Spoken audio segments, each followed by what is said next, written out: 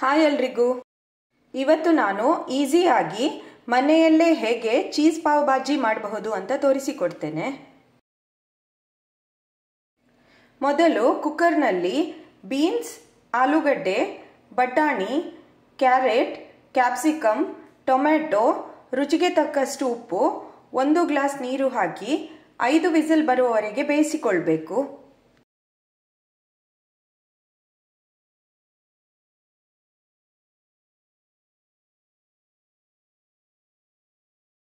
ಈಗ ನೋಡಿ, ಎಲ್ಲ ತರಕಾರಿ ಚೆನ್ನಾಗಿ ಸಾಫ್ಟ್ ಆಗಿ ಬೆಂದಿದೆ. ಇದನ್ನು ಚೆನ್ನಾಗಿ ಮ್ಯಾಶ್ ಮಾಡಿಕೊಳ್ಬೇಕು.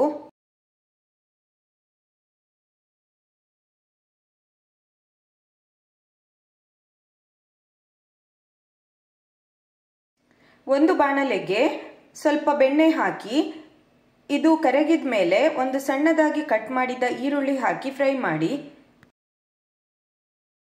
ಇಲ್ಲಿ ಬೆಣ್ಣೆ ಬದಲಿಗೆ ಯಾವುದೇ ಅಡುಗೆ ಎಣ್ಣೆಯನ್ನು ಉಪಯೋಗಿಸಬಹುದು.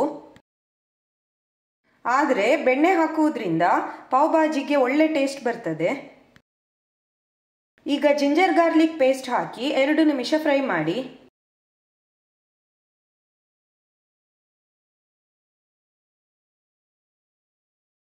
ಇದಕ್ಕೆ 1/4 ಸ್ಪೂನ್ ಅರಿಶಿನ, 1 ಸ್ಪೂನ್ ಮೆಣಸಿನ ಪುಡಿ, 2 ಸ್ಪೂನ್ ಪಾವ್ ಭಾಜಿ ಮಸಾಲ ಹಾಕಿ 1 ನಿಮಿಷ ಚೆನ್ನಾಗಿ ಮಿಕ್ಸ್ ಮಾಡಿ.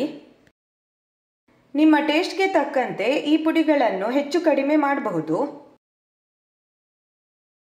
ಈಗ ಮ್ಯಾಶ್ ಮಾಡಿಟ್ಟ ಮಿಶ್ರಣವನ್ನು ಇದಕ್ಕೆ ಹಾಕಿ ಚೆನ್ನಾಗಿ ಮಿಕ್ಸ್ ಮಾಡಿ. ಗಟ್ಟಿ ಅಂತ ಅನಿಸಿದ್ರೆ ಸ್ವಲ್ಪ ನೀರನ್ನು ಸೇರಿಸಿಕೊಳ್ಳಿ.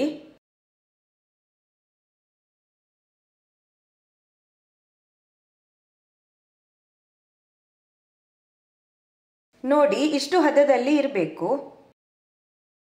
ಈಗ ಕೊತ್ತಂಬರಿ ಸೊಪ್ಪನ್ನು ಸೇರಿಸಿ ಕುದಿಸಿ. ಕೊನೆಯಲ್ಲಿ 2 ಚೀಸ್ ಸ್ಲೈಸ್ ಅಥವಾ ಕ್ಯೂಬ್ಸ್ ಇದ್ರೆ ಅದನ್ನು ಕೂಡ ಹಾಕಬಹುದು. ಇದನ್ನು ಚೆನ್ನಾಗಿ ಮಿಕ್ಸ್ ಮಾಡಿದ್ರೆ ರುಚಿಯಾದ ಚೀಸ್ ಪಾವ್ ಭಾಜಿ ಮಸಾಲ ರೆಡಿ ಆಯಿತು. ಈಗ ಪಾವ್ಗೆ ಬೆಣ್ಣೆ ಹಚ್ಚಿ ಚೆನ್ನಾಗಿ ಟೋಸ್ಟ್ ಮಾಡಬೇಕು. 2 ಸೈಡ್ ಚೆನ್ನಾಗಿ ಟೋಸ್ಟ್ ಆಗಬೇಕು.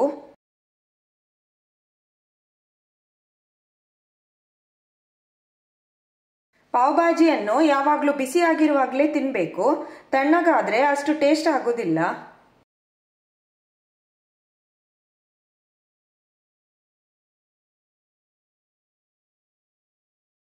ನಿಮಗೆಲ್ಲ ನನ್ನ ಈ ರೆಸಿಪಿ ಇಷ್ಟ ಆದರೆ ಲೈಕ್, ಶೇರ್ ಮತ್ತು ಕಮೆಂಟ್ ಮಾಡಿ. ಹಾಗೂ ನನ್ನ ಚಾನಲನ್ನು ಸಬ್ಸ್ಕ್ರೈಬ್ ಮಾಡಿ. ಇನ್ನೊಂದು ಹೊಸ ರೆಸಿಪಿಯೊಂದಿಗೆ ಮತ್ತೆ ಸಿಗೋಣ. ಬಾಯ್ ಎಲ್ರಿಗೂ.